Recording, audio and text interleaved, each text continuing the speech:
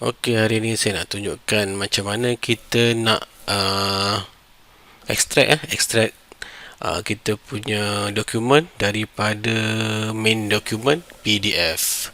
Okey, yang ni ambil satu contoh jadual saya. Jadual saya ni ada pada muka surat keempat daripada main file lah PDF. Okey. So yang keempat, so saya nak extract untuk jadikan dia satu file. Kemudian seterusnya kita akan pergi kepada edit. Okey, edit di atas ni.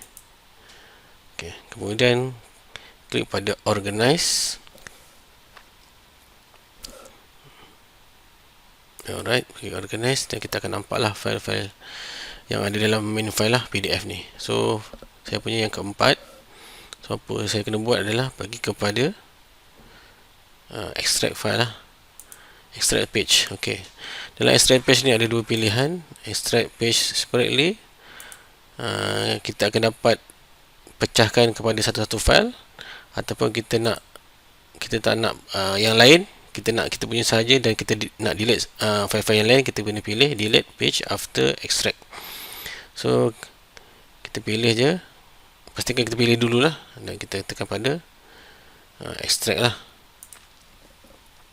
Okey, kita dapat satu file yang tunggal sajalah yang kita nak lah. Okey, right.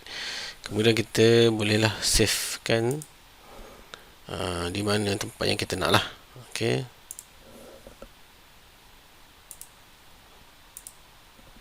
Alright. Kemudian kita bolehlah upload di mana-mana tempat, ataupun kita nak print file yang kita dah dapat ni lah. Alright, itu saja daripada saya. Terima kasih kerana menonton. Bye.